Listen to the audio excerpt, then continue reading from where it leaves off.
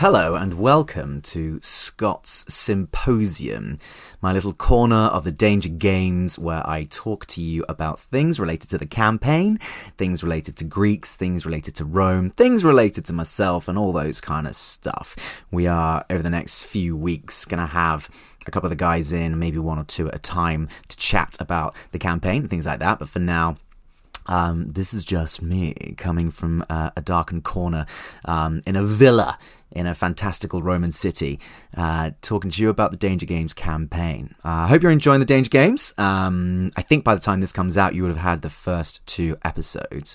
So, hope you're enjoying them, and do let us know how you feel about them on the Discord in the Patroni section. So, to start off with, I just wanted to talk about, let's get started with the name, the much maligned name. Why did Scott pick this name? Calissiopolis. I genuinely now prefer Calisiopolis, which I'm just mortified that I didn't do. But I think it's fairly obvious that name comes from. I got polis from the Greek for city. That is where we get police from. A policeman is a man of the city, whether for good or ill. And Colossi, obviously that comes from colossal, which comes from the Colosseum, which is derived from the Colossus of Rhodes, which is actually a statue of Nero, but let's not talk about him because he's a psychopath. Basically, this part of the word means gigantic. So effectively, the full name means gigantic city, which is good because that's what it is and that's what it needs to be for players to be inside it and to interact with it. Also, while I'm on a Greek-Latin vibe, James, I think, gets in both Ave and Salve into this episode, into the first episode. He says both. And looking these up from the Latin, Ave means goodwill or farewell. It's a fairly good goodbye and greeting. Salve comes from salvere, which means to be well from the Latin. But the hilarious thing about this is that it's used as a command. Be well. Or else, I guess, says Rome. I imagine they said this a lot upon arriving in a country they were very soon to conquer. Be well. We have brought civilization to you. Why are you not well? Right, bring out the archers. I imagine there's peak Roman behaviour. Speaking of other people that are dicks, James also says in the top of this first episode that the ancient Greek gods are dicks. Yes, they were. And how? So much dickery upon the ancient Greek mythology is widely documented by the Greeks themselves, Many memes about it, There's very much like, we are fully aware the gods are arseholes. Even back in their own time, they weren't worshipped per se. They were like, I've got to do a treaty with him, I've got to do this thing for this god, oh god, please leave me alone. They were very petty. Very almost too human. I think their depictions and their rages and their jealousies and their trysts and everything are just like humans turned up to 11, just being so extra. I love it. It's great to read about, horrible to be around them, those kind of people, the extroverts you never really want to have at your party, but you want them to be at someone else's party, ideally on TV. Their transcription to Theros, I think, actually leaves a little bit to be imagined. It's probably good. It's probably a good thing. Let's at the top of this. It's probably a good thing that the writers of D&D Theros, that is F. Wesley Schneider and James Wyatt, with support from a Drummond load of writers, including but not limited to Jeremy Crawford, Orion D. Black, James Introcaso, Jessica Price, Amber Scott, Brady Domermuth, Doug Bayer, Kelly Diggs, and a lot more. It's probably a good thing that these people don't translate quite everything that the Greek gods did to each other and to humans into this campaign book. It's probably a good thing that they leave certain swathes of particular activities out. So it is good. But the thing I do miss is the interpersonal relationships between these gods. So to try and like assuage that, I've made some alterations in the depictions of the pantheon in this campaign. By the time you get to the second episode, that might not have come up much, but this might be good to know going forward. I only include, there's 15 gods, I believe, in the Theros setting. I've only included 10 as genuine gods, as like major gods, if you like. The major 10, the major arcanum, the decagon, the big old 10. The ones I don't include, the 5 that I don't include as the major gods, the genuine gods, the 10, are Clothis, Phenax, Faraka, Athreos, and Crufix. What I've done is I've included them in my campaign as like minor deities, demigods, scions of the other 10. This is partially for streamlining, because, man, it's always so intimidating to have to learn the entire pantheon of a fantasy setting, even if it is one you're kind of familiar with. The Greeks, whenever you start a new fantasy setting, if you're a listener or a player, it's always like, god, there's like so many notes to take. So I've got rid of 5 so that the players and yourselves don't have to necessarily remember them too much until they come up. But also because the main 10 I've included are the ones that can be directly linked to a Greek god. This was literally to make it easier for the players. You've got Heliod, god of the sun. He's like Apollo. Actually, he's more like Zeus, but you know, his role is like that of Apollo.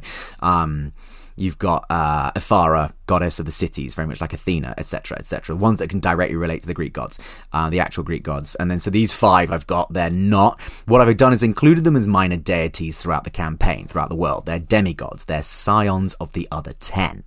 So apart from just like helping it for the focus for streamlining, I also wanted to do it this way so I can include them as minor gods. Demigods with daddy issues, like Hercules, or should I say Heracles, as is his proper Greek name, so that the players could potentially meet them, walking around doing their thing, perhaps even gets into fights with them, find out some of their parentage, maybe discover some of their own, etc., etc. I think that's a more interesting way for the players to be able to meet them.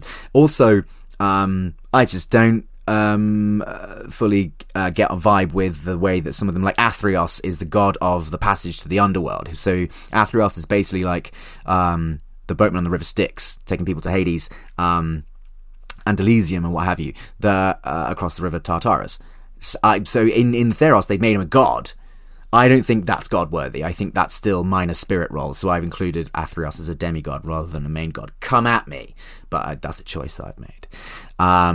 I think this is more interesting. This way, we get to include the stuff that the writers, I think, miss out. And I think one of those things is questionable parenting. Part of the Greekness, part of the Greekness and the greatness of the Greek mythology is that immortal phrase, "Oh, we have that god because Zeus tried to bone a rock," etc. This phrase is used so many times, disturbingly so.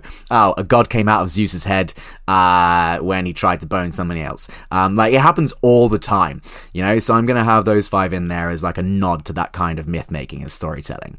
On to the characters as we get our intro to them all in the first episode. We have Baron Boubelais, the Dukes of Frisia, the once champion of a previous iteration of the games. And I could say the cow puns are getting milked quite heavily. By Dan, who's doing them with expert timing and rattling them off. Boubelais is a Minotaur, and Minotaurs are, of course, a playable race in Theros. They are like a civilized bunch of people, as opposed to being the one-off monster here and there trapped in a labyrinth. Although their home in Theros is an actual labyrinth, like they have a maze, like a city maze. I think that's kind of a cool idea, but it also seems kind of reductive. I don't know. I think the Minotaurs get a bit of a rough treatment in the Theros book. And it's one you've seen in fantasy campaign books before, you know, like every now and then something comes up and you'd be like, oh, this race isn't evil, but it kind of leans towards evil because of an evil god, etc. And I'm like, I think that's a bit done and dusted. Let's get rid of that. So in my campaign, I have them, I retcon that, and I just have them as misunderstood farmers that are potentially dangerous if you anger them.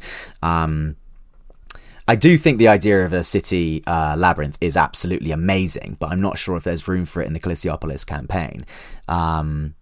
I think it would be interesting to explore that. Also, the god that they are most like, I suppose, or they have an affinity with, is Mogis, who is the god of war and slaughter. There are 2 gods, of war in the Theros setting. One's Iroas, centaur, like a bull centaur, who is a god of war and victory, and then his twin, who's a minotaur, so kind of the bull link is there. Mogis, the god of war and slaughter. And I quite like that. I'm like, you can't have war without slaughter. You kind of a flawless victory, and isn't it clean? And aren't we the good guys? And didn't the good guys win? We're like, yeah, but you killed a lot of people on the way to do that. I like that they go hand in hand. That's a nice illusion. I think that's well tied. However, Mogis is depicted as entirely evil and just wants to slaughter stuff and has cults of slaughter. And I've always got problems with that. Like, why is there a cult just dedicated to slaughtering people? Like, no, who joined that cult? What's the point? What benefit do you get out of that cult? Anyway, so yeah, and part of that thing is that Minotaurs are sort of included in that. And I'm just like, let's just get rid of that. We don't need to have that. Although Mogis is still potentially quite dangerous in my campaign. But only as much as the beast inside ourselves. Who is the real beast? Is it Mogis, the evil war god, or is it the predilection towards war that we all have? Who knows? Will it come up in the campaign? Possibly not, but just in case it's there. As Dan goes on to refer to Bubalé, refers to Bubalé as the Dukes of Frisia, which I thought on first listening was the word Dukes plural, but it's actually a Dukes, or I think could be pronounced ducks. All of you who do study Latin are screaming at me right now, and I hear that. But I pronounce it ducks, just because it mainly helps me separate it from the Duke's plural word.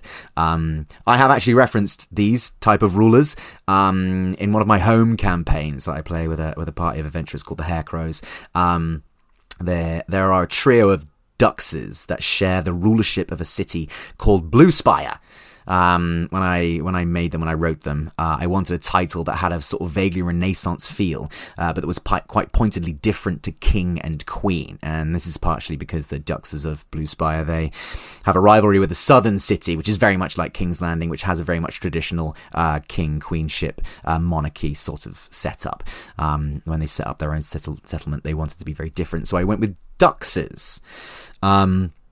And dux, or dukes, is Latin for leader, which could have referred to anyone who was capable of leading troops, which even included foreign leaders. So Romans could have just said, the dux of Germany, of the Gauls. This was notably picked up in the time of the Venetians as well, a lot around like the medieval times. A lot of Italian city-states and what have you referred to their leaders as doge, as opposed to ducks. That's where that comes from. Which is, obviously, that's funny if you're into NFTs, which I entirely hope you are not. And as for Dan's, Bubalé's family motto, which I believe, off the top of my head, is Lac habite est. I'm not explaining that. You can work that out for yourselves if you haven't already. You can go and facepalm that at another time. That can be a nice little Easter egg for you. It'll be an enjoyable one for you to work out. On to Ross, playing Lyax, brother. Lyax is a Leonin, which are a proud plains-based people that are like lions. The main difference to these people, when you go into the whole fact that they look like lions and some of the manes and claws and all that kind of stuff, is the ideological difference. In the Theros setting, the Leonin usually tend towards iconoclasticism, which I don't think is a word, but I know iconoclastic is, and I've just stuck an ism on the end of there.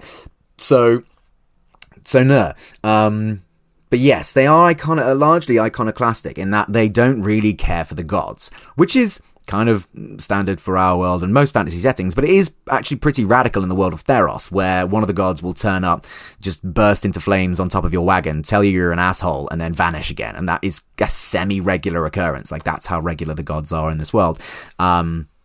So it's an interesting one, I think. I think if you're playing in a Theros setting and you've picked a Leonin and none of your players have, you can be the one who goes like, was that a god though? Do you know what I mean? Was that a god? Or was it just a trick of the light, that, isn't it? You haven't drunk enough water. Also, gravity, physics, mate, physics.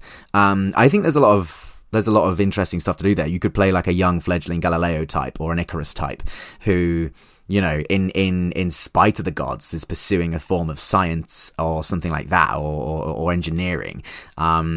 and almost has a shaking fist at the sky kind of attitude, and the gods are all like, you don't need to do that, stop doing that, and your character can be like, leave me alone, to my knowledge that I'm going to find out with my own two paws. Not everything we need to have comes from you people in the sky or on that mountain. I like that. But then again, I do like playing atheist characters in home setting, as the Danger Guys will tell you from my previous iteration as Brimbone in one of our home campaigns, Pathfinder.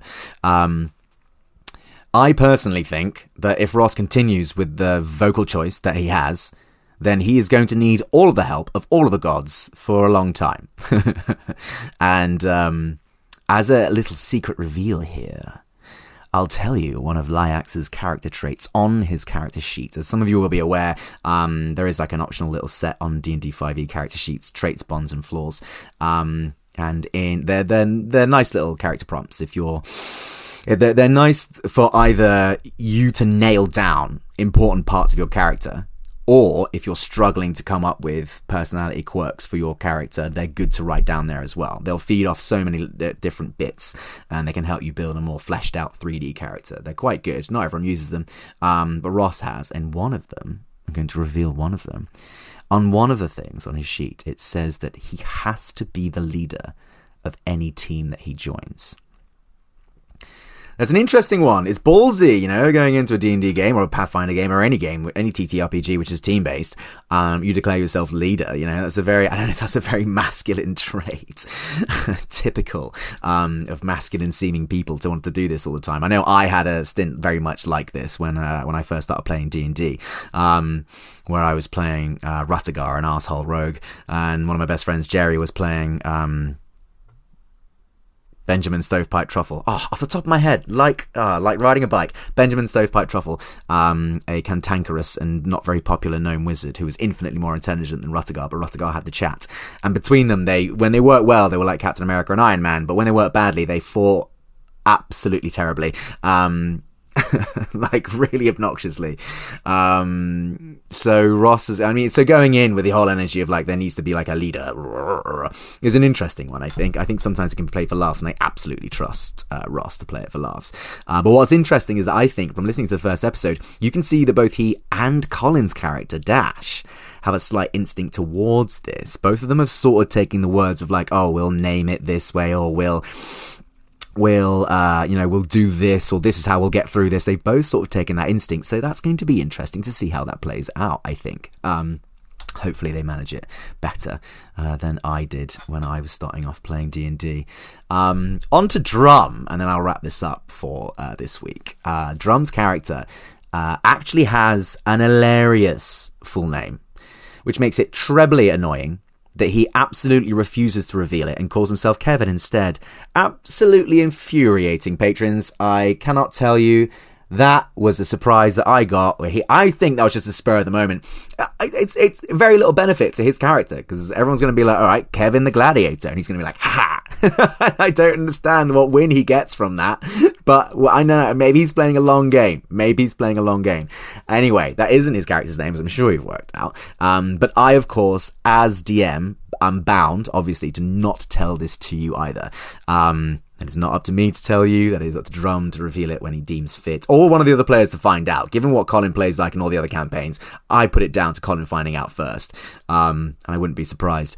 But let's face it, if I'm the last person in the world to be able to slag someone off for picking a fake name, given that Karagor One Fang has about 3 different aliases. I myself in real life have a different alias. Etc. But yes, I cannot reveal to you Drum's quite funny real name for this campaign, for his character. If you're waiting for that, we've recorded a few episodes already. Just settle in. I'd get comfortable. Waiting for that.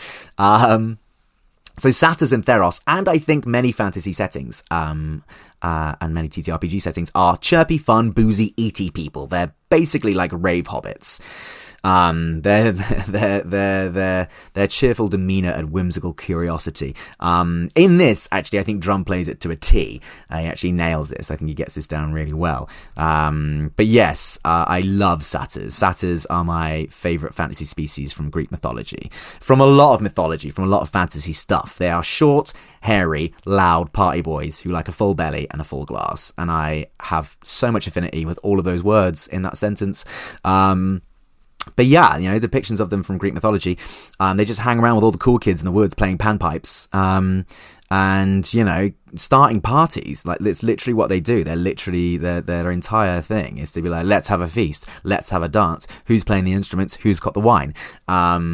Wonderful stuff, really is. I love having them in general high fantasy D&D settings, but the only thing in that is that they you have them sort of like from the Feywild, and obviously all experienced players from the Feywild, or the Pathfinder equivalent, is deep distrust of fairies and fey creature, because if anyone's trying to get you to dance and they're a fairy creature, then it's likely that they're going to try and steal your name, and then, you know, get you to do things for them, maybe capture you. So there is inherent distrust. So it's nice to see them in as a playable race in Theros. I just wonder how much magic they lose by becoming a player race. And that's actually a really good question, I think, going forward for other things, is your favorite player race has become your favorite fantasy race has become a player race. And in a lot of like campaigns, a lot of people playing stuff, quite rightly, I think, is that you sort of homogenize them and you make them behave like humans, because that's how we, you know, identify with things. The more human they become, do they lose their magic? Interesting question. Can you keep the magic? Can you keep them exotic and different feeling if you play them yourself, if you humanize them yourself? Anyway, those are the thoughts from me, from Scott's Symposium, here today, whatever time you're listening to this. These will go out over the next few weeks in these kind of slots. I'm going to try and get the guys in so we can do some chatting, so you don't have to listen to just my voice all the time. But for now, enjoy, and I hope you're enjoying the Danger Games. Do let us know on the Discord. Come along, have a chat, get involved in the votes, and get involved in the grape eating and the wine sloshing. That's all from me. Enjoy yourselves, whatever you're doing today. Cheerio, patrons.